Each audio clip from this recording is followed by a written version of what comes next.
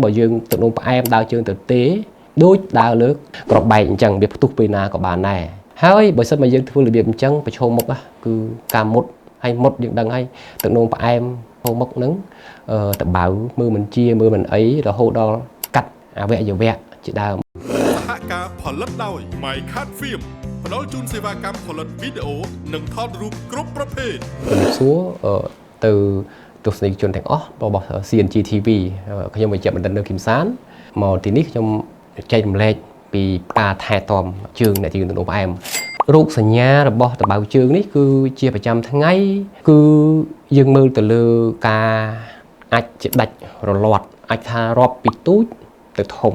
ដាច់រលាត់នេះអញ្ចឹងហើយអ្នកជំងឺទឹកនោមផ្អែមដែលភាគច្រើនគឺគាត់គេហៅថាស្ពឹកចុងជើងចុងដៃដែលគាត់មុតទៅអត់ស្ដឹងទេចឹងបានគេឲ្យគាត់អាសាមើលចុងដៃចុងជើងហ្នឹងមានស្នាមមុតស្នាមក្រហមស្នាមគេហៅពងបែកអីអត់កាលណាដែលមានមុតហើយមានក្រហម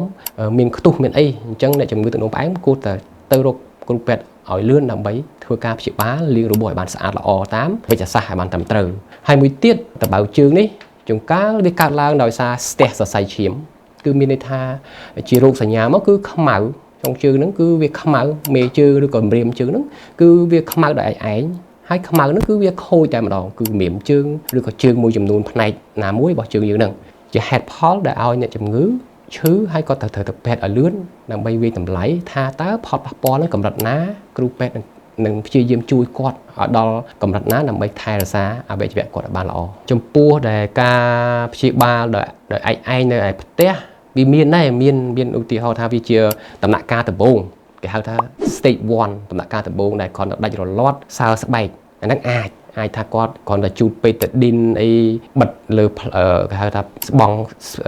ស្កុតផ្លាស្ទិកអីចឹងទៅឬក៏ប្រើ compress sterile ហើយគ្របពីលើលាងឲ្យស្អាតទៅហើយបិទស្កុតឲ្យស្អាតកុំឲ្យហុយដីចូលឬក៏ខ្យល់កក្រិចអីចូលមកដើម្បីបង្ករោគអាហ្នឹងយើងអាចធ្វើបានដែរតែក៏ទៅតាមដានដែរថាតើដំណើរតបៅហ្នឹងតិចតួចហ្នឹងរលាត់ហ្នឹងតើវាទៅមុខអត់ទៅមុខមានថាមានសញ្ញាក្រហមជុំវិញហ្នឹងស្ទាបទៅក្តៅខ្លួនអីអត់បើមានត្រូវទៅពេទ្យឲ្យលឿនហើយលើសពីហ្នឹងលើសពីដាច់រលាត់សើស្បែកហ្នឹងហើយអ្នកជំងឺគួរតែគ្រប់រូបទៅរកគ្រូពេទ្យមានអ្នកដាច់រលាត់រហូតដល់ហូរឈាមរហូតដល់ក្រោមស្បែករហូតដល់ស្ទប់ខ្លាញ់អីហើយគឺត្រូវការទៅរកពេទ្យដើម្បីលាងរបួសឲ្យបានត្រឹមត្រូវពីព្រោះចូលដំណាក់កាល stage 2 ដំណាក់កាលដែលដាច់រលាត់ស្បែកហ្នឹងគឺមេរោគវាចូលដល់ក្នុងក្រោមស្បែកក្នុងស្បែកហើយត្រូវការលាងឲ្យបានតាមបច្ចេកទេសសម្រាប់មេរោគឲ្យបានត្រឹមត្រូវពីព្រោះគ្រូពេទ្យគេដឹងជាពិសេសគួរតែរកគ្រូពេទ្យដែលមានជំនាញទឹកនោមផ្អែមហ្នឹងដែលគេមើលតបៅជើងជាប្រចាំដែលគេអាចដឹងគេមានបទពិសោធន៍ថាជើងកម្រិតប៉ុណ្ណេះត្រូវធ្វើអីគេដឹងហើយ react ឲ្យលឿនមានថាប្រតិកម្មទៅតបៅហ្នឹងការលាងរបួសហ្នឹងគឺធ្វើឲ្យមិនឲ្យលឿនពីព្រោះតបៅជើងទឹកនោមផ្អែមវាវត្តលឿនណាពី1ម៉ោងទៅ1ម៉ោងពី1ថ្ងៃទៅ1ថ្ងៃគឺវាវត្តហ្មងយើងកាប់ព្រឹកឃើញប៉ុណ្ណេះល្ងាចឃើញខ្មៅអ៊ូញមានខ្ទុះមានសាច់អលួយទៅតែម្ដងអញ្ចឹងមានតែអ្នកជំនាញទេដែលគេអាចមើលឲ្យគេ react លឿនមែនតើតែចំពោះបងប្អូនគ្រូពេទ្យមួយចំនួនដែលគាត់មិនមានជំនាញហ្នឹងគឺការអាចយឺតជាងយើងបន្តិចអញ្ចឹងជាយោបល់ខ្ញុំគួរតែរកអ្នកជំនាញតើតើនឹងការដែលធ្វើរោគវិនិច្ឆ័យហើយនឹងការព្យាបាលការដែលធ្វើរោគវិនិច្ឆ័យនេះនៅពេលដែលអ្នកជំងឺមានដំបៅគាត់នឹងទៅដល់មន្ទីរពេទ្យឬក៏ទៅដល់ clinic ឯកជនណាមួយទៅដល់គ្រូពេទ្យជំនាញគ្រូពេទ្យនឹងធ្វើរោគវិនិច្ឆ័យដូចជាការបូមឈាមហ្នឹងដើម្បីមើលថាតើ marker រលាកកម្រិតណាឈាមសឈាមអីហ្នឹងកម្រិតណាគ្រូពេទ្យនឹងអាចគេហៅកំងធ្វើជាអេកូជើងហ្នឹងគឺមានថាយើងធ្វើ Doppler ជើងពីគេហៅពីផ្លូវយើងរហូតដល់ចុងជើងហ្នឹងតើស្ទះកម្រិតណាតើត្រូវធ្វើម៉េចត្រូវការវាតម្លៃហើយលើសពីហ្នឹងគ្រូពេទ្យបើសិនបើជើងគាត់ធ្ងន់ធ្ងរហើយតកតងនឹងការត្រូវការវះកាត់ត្រូវការធ្វើអីគ្រូពេទ្យអាច order ទៅលើ scan គេហៅ angiography ដើម្បីវាយតម្លៃលើសពី echo នឹងទៀតដើម្បីដឹងថាស្ទះកម្រិតណាដើម្បីព្យាបាលបាទហើយផ្ទះផ្សេងទៀតដែលជាបឋមដែរគឺគ្រូពេទ្យអាចធ្វើជា X-ray ជើងដើម្បីស្វែងរកថាតើឆ្អឹងគាត់មានរលាកមានអីអត់អញ្ចឹងទាំង X-ray ជើងទាំង Echo Doppler ទាំងអីអស់នេះគឺអាចជួយបាទហើយមួយទៀតអាចថា Echo ធម្មតាចំពោះជើងមួយចំនួនមិនមែនជាចុងជើងទេតែអាចនៅលើហ្នឹងគឺអាចធ្វើ Echo ធម្មតាគាត់ឡើងក្រហមឡើងអីចឹងទៅជាអាចវាយតម្លៃដែរថាតើជើងគាត់មានជាទឹកដក់ឬក៏ជាខ្ទុះជាអីអត់អាហ្នឹងក៏យើងអាច ចាប់បានដែរថាអេកូនឹងមានអាប់ខ្សែនឹងជើងនៅឧទាហរណ៍ថានៅកពូនជើងនៅកភ្លើនអីក៏នឹងក៏អាចដែរយើងមើលបាននឹងដែរថាមានអាប់ខ្សែអីហើយចំពោះទៀតសោតការព្យាបាលប្រសិនបើយើងវាយតម្លៃទៅថាជើងគាត់អត់មានរលាកទៅដល់គេហៅឆ្អឹងទេសរសៃឈាមគាត់យើងធ្វើដូរភ្លើទៅឃើញថាអត់ស្ទះទេឬក៏ថាវាស្ទះដែរតែ 50% 60% ក្រោម 80% ទេអញ្ចឹងល្មមអាចគ្រូពេទ្យគ្រាន់តែគេទៅលាងរបួសហើយអាចជាសាច់រលួយបាទហើយពាក្យបច្ចេកទេសគេហៅថា necrotomy ជាសាច់រលួយដែលចេញអាចយកខ្ទុះយកអីចេញមកថែរក្សាហើយការលាងកោសយកសាច់រលួយចេញហ្នឹងធ្វើជារៀងរាល់ថ្ងៃគេត្រូវធ្វើហ្នឹងគាត់ថារបួសល្មមហើយបើសិនបើរបួសដែលធ្ងន់លើសពីហ្នឹងអាចថាបើសិនបើអ្នកជំងឺគាត់មានរលាកដល់ឆ្អឹងអញ្ចឹងវាដល់ឆ្អឹងនេះបើតាមបច្ចេកទេសគឺត្រូវការកាត់ឆ្អឹងនឹងចេញណាហើយកាត់ដល់កម្រិតណាអានឹងអាស្រ័យទៅលើគ្រូពេទ្យខាងវះកាត់គាត់នឹងវាតម្លៃថាត្រូវកាត់ប្រមាណគេនឹងបញ្យល់ប្រាប់គាត់លើសពីហ្នឹងដូចជាមានខ្ទុះនៅខាងក្នុងឬក៏សាច់រលួយដែលគេត្រូវបើកជាពិសេសតបៅដែលក្រហមហើយវាតឹងណាអញ្ចឹងវាមានខ្ទុះមានសាច់រលួយហ្នឹងអញ្ចឹងគេត្រូវបើកគេហៅថា incision ហើយនឹង drainage អញ្ចឹងមានថាត្រូវឆូតត្រូវបើកហើយសាច់ណារលួយត្រូវមានខ្ទុះត្រូវមានសាច់រលួយហ្នឹងគឺត្រូវការយកចេញកោសយកចេញគ្រូពេទ្យវះកាត់តែការងារនេះដូចខ្ញុំនិយាយអញ្ចឹងទី2ទី3ដែលខ្ញុំនិយាយត្រូវកាត់អវយវៈកាត់ឆ្អឹងគេហៅថា incision បើកហើយនឹង drainage នេះគឺគ្រូពេទ្យខាងវះកាត់ជាអ្នកធ្វើហើយគឺយើងធ្វើនៅ block ធ្វើនៅការ block វះកាត់ត្រឹមត្រូវ sterile អត់មានធ្វើនៅកន្លែងកដាលវាលអីបានទេបាទហើយការចំណាយលុយក៏គួរសមដែរហើយលើសពីហ្នឹងអ្វីដែលយើងគិតថាការព្យាបាលលាងរបួសនេះឬក៏កាត់សាច់រលួយឬក៏កាត់ឆ្អឹងដែលលាកខូចនេះគឺយើងទៅប្រើថ្នាំផ្សះឲ្យបានត្រឹមត្រូវការប្រើថ្នាំផ្សះនេះគឺប្រើហើយអាចថាមានពីរដំណាក់កាលគេអាចប្រើជា empirical ប្រើបណ្ដោះអាសន្នបន្ទាប់មកគេនឹងតាមដាននឹងការបដិមេរោគដែលសាច់រលួយដែលខ្ទុះដែលគេគ្រូពេទ្យគេយកទៅបដិនៅពេលដែលវះកាត់ឬក៏ខ្ទុះដែលគាត់នៃជំងឺមកថ្មីហ្នឹងគឺគេត្រូវ skill ឬក៏ទៅវះកាត់ហ្នឹងគឺយកទៅបដិបើមិនបើវាត្រូវថ្នាំអីគេនឹងឲ្យទៅតាមហ្នឹងគេហៅថាប្រើថ្នាំផ្សះទី3គឺសំខាន់ដែរគឺការគ្រប់គ្រង metabolic គឺមានន័យថាគ្រប់គ្រងស្ករអ្នកជំងឺហ្នឹងឲ្យបានល្អនៅពេលដែលគាត់សម្រាប់ពេទ្យបាទហើយសម្ពាធឈាមខ្លាញ់អីហ្នឹងគឺយើងត្រូវការឲ្យគ្រប់គ្រងដែរចំពោះគេហៅ metabolic របស់គាត់ចឹងដូច្នេះការព្យាបាលរបស់គាត់ហ្នឹងគឺមាន3អ្វីដែលសំខាន់ជាងគេគឺការលាងរបួសការវះកាត់ហ្នឹងហើយដែលយកសាច់រលួយយកខ្ទុះយកឲ្យចេញការប្រើថ្នាំផ្សះឲ្យត្រូវនឹងជំងឺហ្នឹងមេរោគហ្នឹងហើយនឹងការគ្រប់គ្រង metabolic របស់គាត់គឺគ្រប់គ្រងស្ករឲ្យបានល្អសម្ពាធឈាមខ្លាញ់អីហ្នឹងការដែលថែទាំជើងគឺសំខាន់ណាស់តែពិតអាហ្នឹងនៅក្នុងស្តង់ដារមួយដែលគេណែនាំទៅលើអ្នកជំងឺហ្នឹងថាអ្នកជំងឺទំនោរផ្អែមដាច់ខាតមិនឲ្យដើរជើងទៅទេគឺត្រូវពាក់ស្បែកជើងជានិច្ចទោះបីក្នុងផ្ទះគឺក្រៅផ្ទះក៏ដោយពីព្រោះគាត់ប្រឈមមុខនឹងការមុតឬក៏តបៅជើងអីប៉ះតកិច្ចអីមួយចំនួនយើងអត់ដឹងទេពីព្រោះដើរទៅអាចប៉ះជាថ្ម